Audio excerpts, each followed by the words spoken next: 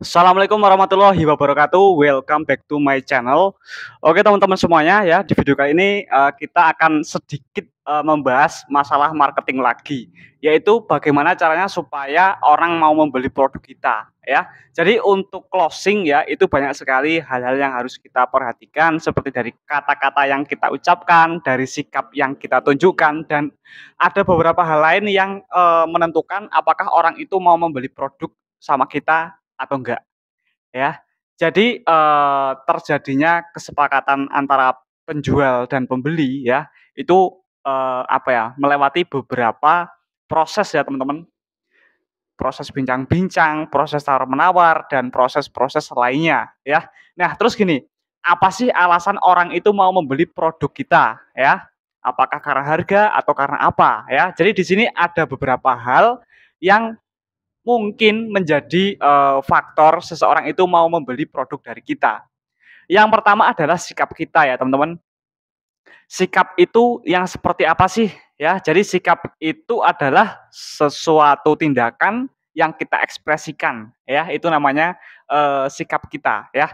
Maksud saya adalah sikap yang saya maksud di video ini, seperti itu.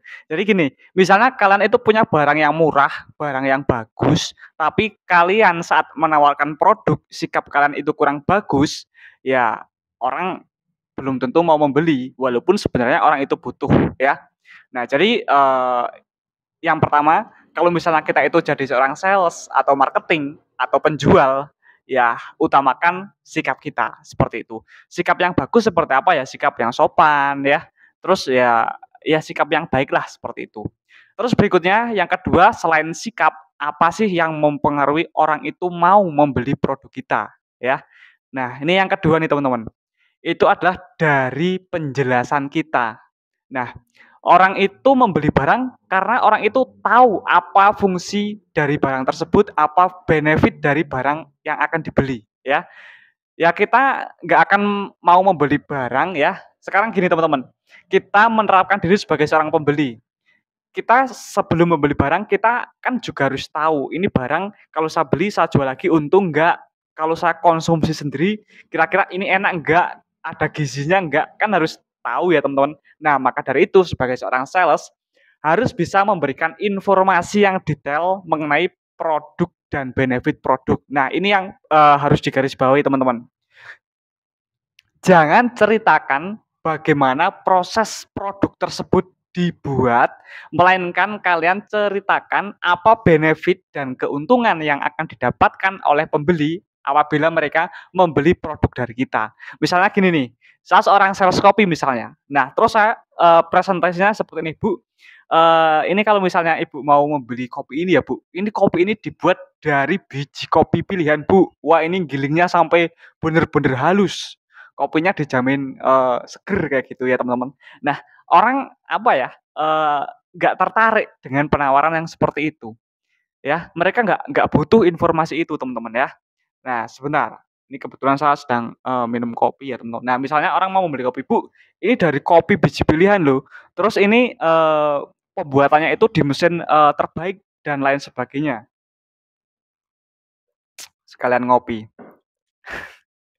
Ya, jadi, kalau misalnya kita itu menawarkannya itu menjelaskannya dari sisi proses pembuatan, itu kurang menarik. Nah, terus gimana caranya kita menjelaskan di benefit-nya? Gini loh, Bu, ini kopi ini harganya satu renteng Rp8.000 misalnya, isinya ada 12 Bu.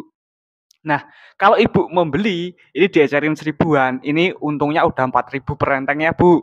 Nah, ini tambah lagi setiap ada pembelian, minimal satu pak atau satu karton, itu Ibu bisa dapat hadiah souvenir atau hadiah piring cantik atau apapun itu ya, teman-teman. Atau nanti kalian bisa, membuat program sendiri, kalian menawarkan benefit apa yang kalian tawarkan, seperti itu, teman-teman. Orang lebih suka ya, jadi orang itu nggak membeli barang sebenarnya, saat orang membeli barang, mereka nggak membeli barang, mereka membeli benefit atau manfaat dari barang yang mereka beli, seperti itu. Orang membeli obat itu bukan membeli obat, orang itu membeli dari manfaat obat, yaitu supaya sembuh, seperti itu teman-teman. Ya, jadi kalian juga harus belajar bagaimana cara berkomunikasi dengan baik. Nah, tenang teman-teman, untuk, berkomunikasi dengan baik itu sebenarnya tidak ada satu pun ya tips yang bisa membuat kita itu bisa berkomunikasi dengan baik. Karena semua itu adalah sebuah proses. Misalnya gini teman-teman, misalnya kalian menawarkan produk nih, kalian sales baru, baru menawarkan ke satu toko, dua toko, tiga toko misalnya. Ya otomatis pasti masih canggung dong, ya nggak? Bahasanya masih belepotan, masih belum bisa ice breaking atau pencerahan suasana, pokoknya masih inilah. Tapi nanti di kunjungan berikutnya, di hari berikutnya, minggu berikutnya, bulan berikutnya, dengan sendirinya kalian akan hafal sendiri. Oh ini kalau misalnya pemilik toko ini lagi ngejualin orang, berarti saya harus diem dulu nih, saya jangan ngomong. Karena prioritas pemilik toko itu adalah pembeli, sales itu nomor dua. Nah, kalian akan paham hal seperti itu kalau misalnya kalian udah terbiasa terjun di lapangan. Jadi komunikasi yang baik itu tercipta dari sebuah proses.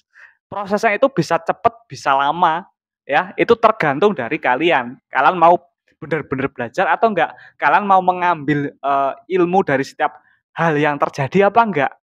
Gimana caranya kita nggak ngantri, jam-jam yang harus diperhatikan, ya. Jam-jam, wah ini jam segini hari ini toko sana sepi nih, wah jam segini ini ada sales lain nih, kayak gitu. Jadi kita nanti akan hafal dengan sendirinya.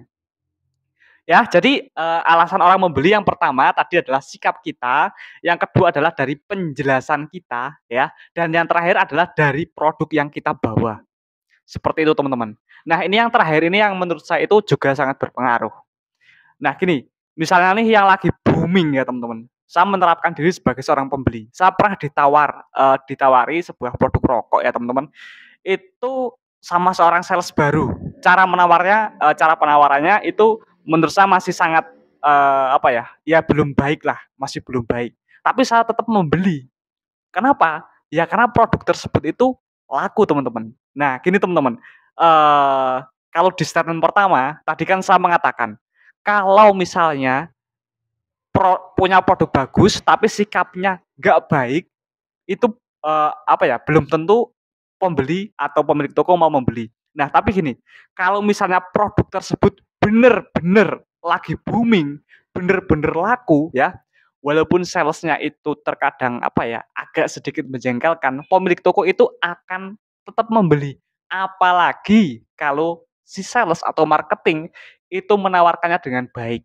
Udah membawa produknya itu yang lagi laku, penjelasannya detail, ditambah lagi sikapnya yang bagus. Waduh, bisa di apa ya, dipek calon mantu ya teman-teman. Ya jadi istilahnya apa ya, ya ketiga hal itu benar-benar sangat menentukan, tingkat keberhasilan kalian dalam menjual produk ya, khususnya seorang sales. Nah, tips ini ya teman-teman itu berlaku untuk semua sales di lapangan, entah itu sales motoris, sales freelance, sales handphone dan sales-sales lainnya teman-teman. Ya, orang marketing harus apa ya, menggunakan cara ini. Ya nggak harus sih, nggak harus. Tapi cara ini itu apa ya, bisa menaikkan penjualan kalian itu beberapa kali lipat. Kalau kalian tidak percaya, silahkan diuji coba ya. Kalian lakukan apa yang saya katakan di video ini ya. Kalian coba seminggu, 2 minggu secara konsisten.